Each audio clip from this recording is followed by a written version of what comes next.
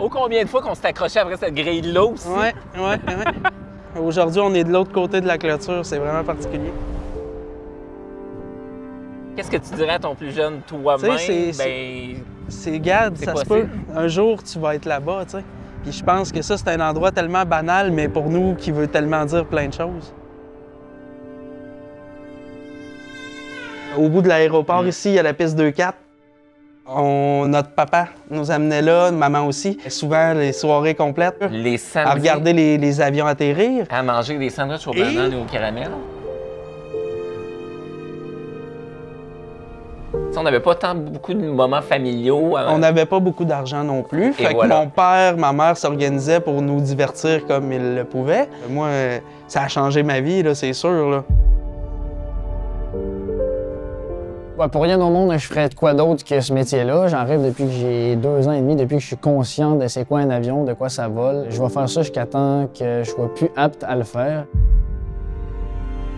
J'ai commencé, on va le dire, au bas de l'échelle. Et maintenant, sans dire que je suis en haut, mais en fait, c'est moi qui ai tracé mon chemin par moi-même, puis ça, j'en suis très fier. Mon rêve le plus fou, c'est d'être pilote et puis de franchir les airs.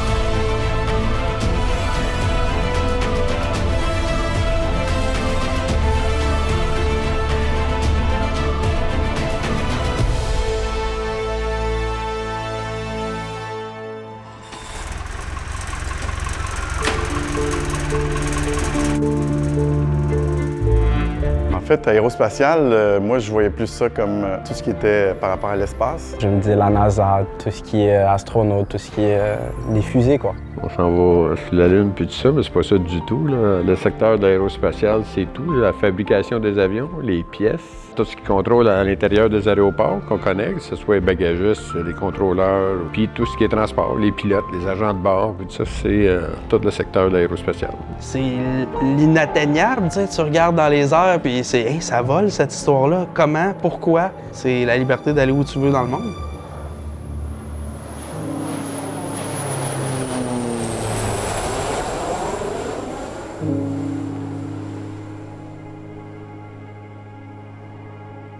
Un régulateur de vol, c'est souvent confondu avec une personne dans la tour, mais c'est 2 métiers complètement différents.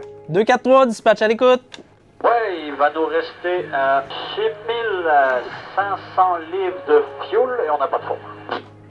6500, 243, pas de mousse. Merci, il n'y a pas de mouvement sur la rampe, c'est à votre discrétion.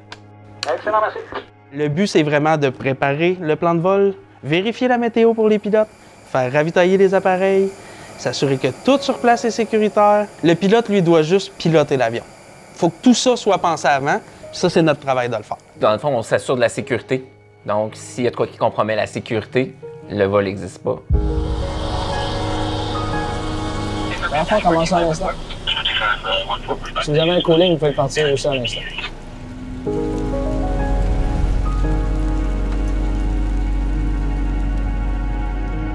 Le superviseur de rampe, en fait, c'est les yeux et les oreilles de tout le monde sur le tarmac, autant niveau équipe de rampe que l'équipe de dégivrage qui vont dégivrer les avions au sol.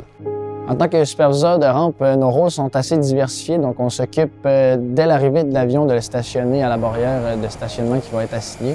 Ensuite, du déchargement des bagages, on s'occupe du service d'eau potable, de lave, on fait le chargement de l'avion au complet jusqu'à temps qu'on fasse le repoussage, le refoulement et le dégivrage lors des périodes hivernales en hiver. Dans le fond, ce qui m'anime beaucoup au niveau de la rampe, c'est complètement différent du pilotage. C'est un autre monde. C'est l'envers du décor, en fait. Au lieu d'être dans le ciel, on est au sol, mais c'est tout aussi important parce que c'est grâce au service au sol qui permet à un avion de finalement se rendre en l'air. C'est qui le super? Je sais pas. C'est pas moi! C'est pas moi non plus. Chaque fois que je me lève le matin, je me dis pas je m'en vais travailler, je me dis je m'en vais m'amuser. On arrive ici, puis c'est vraiment aller se faire du fun, se faire du plaisir sur le tarmac, interagir avec les avions, aller aider d'autres équipes viennent nous aider, beaucoup d'entraide, donc on travaille tous ensemble comme une grosse famille.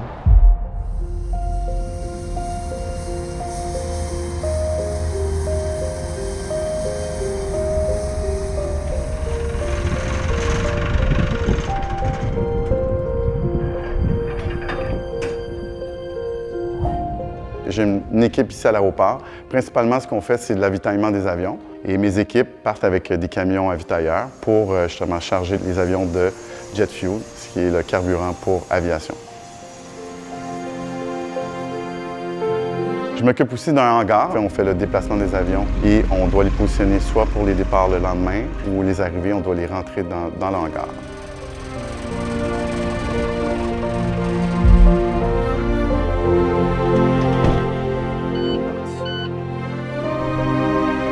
Saint-Hubert-Seul à Avion 337.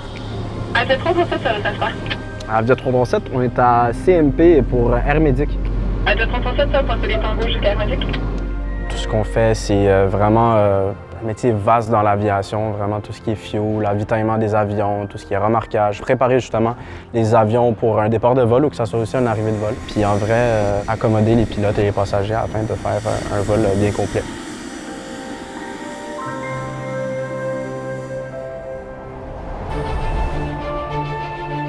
Température 6, point de rosée 5, altimètre 3026. À vous!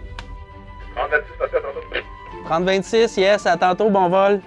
J'ai choisi le métier pour être très honnête parce que l'aviation m'a toujours intéressé.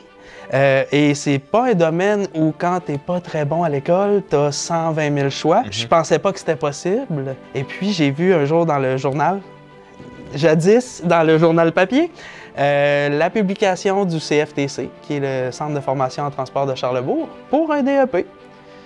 Hein? Mon Dieu, un DEP en aviation? Je pensais pas que c'était possible. J'ai fait le DEP, j'étais assez fier parce que ça m'est jamais arrivé à l'école. J'ai eu 100% à tous les examens. Ma mère, elle croyait pas à ça. J'étudiais. J'ai des calepins de notes, là. J'ai dessiné des moteurs d'avion. Ma mère n'en revenait simplement pas. Elle dit, tu serais ingénieur si tu avais fait ça au secondaire, mais... C'est parce que c'était la première fois vraiment aussi que tu étais où j'avais quelque chose qui m'intéressait. Bien, moi, je suis devenu le régulateur de vol. C'est un peu un hasard parce que je travaillais dans le domaine de la mode. J'ai fini par être directeur des ventes à un certain endroit, directeur de magasin, à gérer une soixantaine d'employés. Puis de me rendre compte que j'étais pas très heureux puis malheureux. Puis quand il est arrivé à Montréal, ça a été comme un déclic de faire comme « Ah ouais, c'est possible ça en aviation ». Même ça a pris du temps avant que j'y en parle parce que je voulais pas y enlever son joujou. C'est la mentalité d'un frère qui, OK, c'est sa carrière, je peux pas aller là. Ça a pris quand même 3 ans avant de faire comme, hey, je suis malheureux. J'étais en dépression à ce moment-là. C'était une période difficile. Puis de lui demander de, hey, puis sa réponse a été, ben voyons, t'es donc ben niaiseux. Quand est-ce que tu vas faire le cours, tu sais? Je suis pas tombé superviseur de rampe dès le début. J'ai commencé en bas de l'échelle. Dans l'aérospatiale, on peut gravir les échelons assez facilement, surtout quand on est passionné. J'ai un ami dans mon cours qui travaillait à l'aéroport de Québec, ici, sur le tarmac, qui m'a dit « Ah, on engage des gens, si tu veux venir avec moi, viens, je vais essayer de te faire engager là. » Puis ça a pris 2 semaines, puis j'avais les 2 pieds sur le tarmac, puis je travaillais au bord des pistes. Je pouvais même toucher les avions. J'en revenais pas de pouvoir toucher un avion comme ça sur le bord d'une piste. C'était assez incroyable. Quand je suis rentré à Dorval en 2005, en fait, j'étais un simple agent et maintenant, je suis rendu gestionnaire. Et en fait, j'ai eu toutes les formations à l'interne qui m'ont été données. Et c'est ce qui est bien avec ce milieu-là, c'est qu'il y a encore moyen de pouvoir monter dans la hiérarchie. Tu n'as pas besoin d'avoir d'études ou de prérequis pour pouvoir travailler dans ce milieu-là. En fait, sky's the limit, là, sans faire de mauvais jeu de mots, là, mais c'est ça qui est le fun.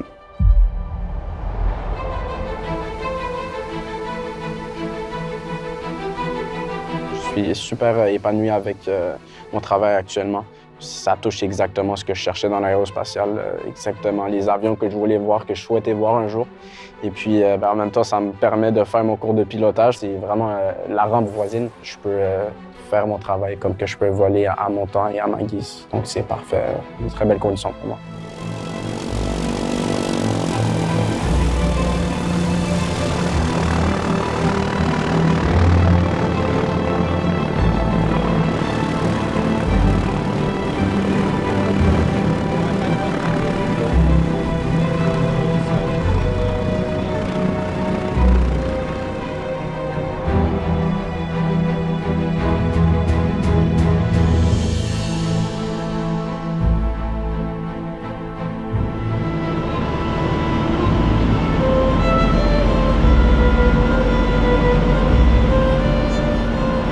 devenir pilote, puisque en fait, moi, je suis quelqu'un qui adore voyager découvrir le monde. Donc, c'est quelque chose qui me passionne dans tous les sens, en fait. Mon rêve le plus fou, c'est d'être pilote et puis de franchir les airs.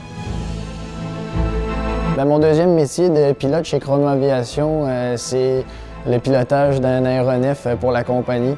Donc, ça fait 2 ans et demi que je suis pilote dans cette compagnie-là. Puis nous, on fait du nolisement, on fait du transport de passagers et de cargo. Dans le fond, on transporte les clients selon ses besoins. On fait du transport aussi d'organes. Et c'est quand même assez inhabituel d'avoir la chance de transporter des organes, sachant très bien que l'idée derrière tout ça, c'est de sauver une vie. Moi, je trouve que c'est quand même le fun de pouvoir participer à ce genre de mission-là chez Chrono. Fox Québec, Novembre, finale 34 droite pour l'eau. Fox directement, piste 34 droite, autorisé atterrissage, mon nord 25. Depuis que je suis pilote d'avion puis que je circule à Québec, je viens côtoyer mes collègues de travail de mon deuxième travail. Sauf que là, au lieu d'être au sol, je suis assis dans l'avion. C'est assez exceptionnel. Hein. Je serais devenu pilote si j'avais pas été agent de rampe, sauf que je pense que ça serait venu peut-être plus tard dans ma vie.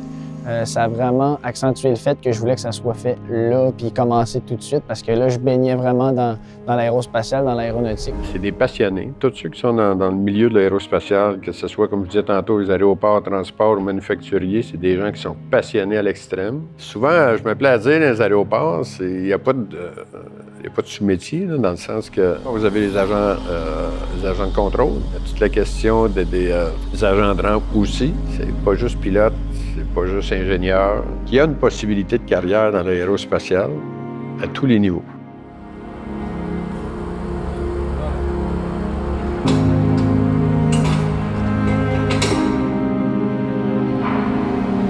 Le secteur aéroportuaire, ça englobe beaucoup de métiers. Sur un aéroport, on a premièrement les agents de rampe. On va avoir aussi les agents de nettoyage cabine.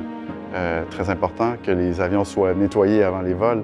Alors, il va y avoir aussi les agents qui font l'enregistrement des passagers et l'embarquement des passagers. Ensuite de ça, ceux qui font le cargo. Il y a des gens qui préparent le cargo sur les aéroports. Je dirais que ce secteur-là, et j'ai oublié le mien, en fait, au niveau de l'avitaillement des avions, qui est très important parce que sans fuel, évidemment, les avions ne décollent pas. Ce que j'ai toujours déploré, c'est que c'est un secteur qui est super important, mais que peu de gens parlent. C'est un métier méconnu. Donc, c'est pour ça qu'on a besoin d'autant de gens dans le milieu. Le pilote, il vous amène à bon port, mais sans votre valise, votre voyage ne serait pas complet. Donc, En fait, un cycle de l'avion, pour moi, c'est dès qu'il prend son envol jusqu'à son atterrissage.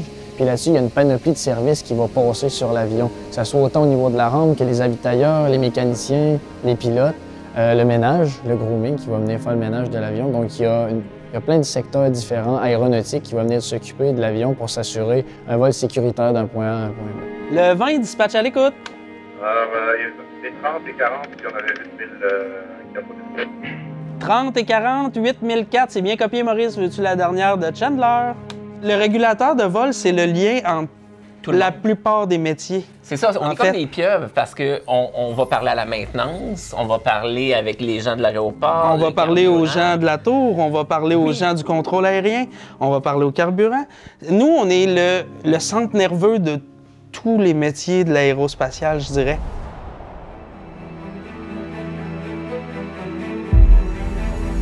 Centrale, PC Matane, donc pour votre information, on va être en assistance aux 1034 et aux pompiers de la brigade au niveau des blessés. On travaille, je dirais, 75% du temps dans l'urgence. Ouais. Pour les évacuations médicales avec l'avion hôpital ou les feux de forêt et la police. On a un petit 25% qui s'appelle la navette aéromédicale, qui est un vol planifié à tous les jours. Ça, on le met en image, c'est comme un autobus. Un autobus pour les patients moins urgents. L'adrénaline embarque aussi quand il y a des missions spéciales. On reçoit un appel, code orange. Et on va être en vérification au niveau de la toiture du bâtiment, donc 1007, 1008. OK, tu sais que tu viens d'assister à une... Quelque chose de grave. C'est un accident avec plusieurs patients sur le même site. C'est plus de 3 patients. Ça nous est arrivé ensemble. C'est un événement vraiment horrible qui est arrivé. C'est un chauffeur qui a frappé des gens à Amqui. Puis il y a eu plusieurs blessés. Mais nous, froidement, dans notre métier, faut pas penser aux blessés, il faut penser à envoyer l'appareil sécuritairement. C'est ces moments-là qui font qu'on on sert vraiment à quelque chose.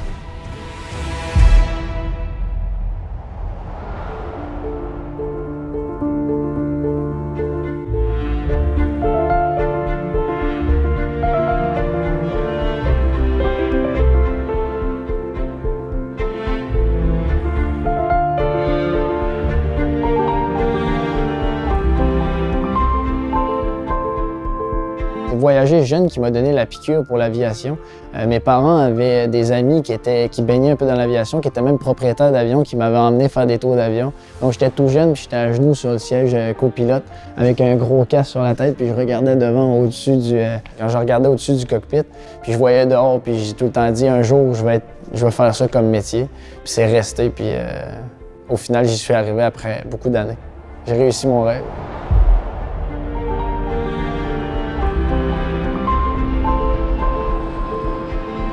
Bien, mon plus grand rêve plus tard, ça serait d'avoir ma propre compagnie aérienne parce que j'ai grandi dans une famille d'entrepreneurs. Puis c'est sûr que je gérerais ma passion pour l'entrepreneuriat puis ma passion pour l'aéronautique, l'aviation. J'aimerais ça, mixer ça ensemble puis pouvoir réaliser mon rêve d'être un entrepreneur en aviation.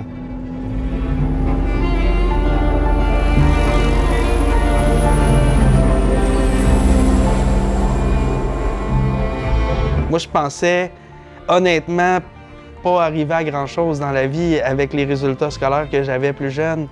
Puis aujourd'hui, j'ai une famille, j'ai une maison, je gagne bien ma vie, je travaille dans le domaine que j'aime. Ouais. Puis souvent, des fois, on se dit c'est inatteignable. Non, c'est atteignable. Ça a complètement changé ma vie. Tu sais, j'étais quelqu'un qui cherchait, j'étais pas sûr dans quel secteur je voulais m'en aller vraiment. J'ai commencé, on va le dire, au bas de l'échelle. Et maintenant, sans dire que je suis en haut, mais je veux dire, j'ai quand même... et c'est moi qui a créé, en fait, c'est moi qui a tracé mon chemin par moi-même, puis ça, j'en suis très fier. Souvent, quand tu parles aux parents, les parents vont te dire ah, moi, je veux pas que mon jeune aille dans l'aérospatial, je veux qu'il y ait une job à temps plein, Au contraire, maintenant, l'aérospatial, c'est hyper stable au niveau d'emploi, puis c'est en pleine progression, comme je disais tantôt, et il y a de l'avenir là-dedans. Il va manquer des milliers d'emplois dans les années qui viennent dans l'aérospatial. C'est un secteur d'avenir. En plus, c'est un fleuron du Québec que tout le monde devrait être très, très, très, très fier. C'est un milieu, justement, je me répète, mais c'est un milieu qui est tellement fascinant de travailler avec des avions, de travailler avec des gens, des équipes dynamiques. Je veux dire, le thrill de travailler avec des avions, ça devient comme un peu une petite drogue, en fait. Tu deviens un peu addict de ça. Puis quand c'est une vraie passion, on en mange, on en dort, on en veut tout le temps. Fait que je dirais de pousser à fond, puis il n'y a pas de limite. Puis c'est le meilleur métier du monde.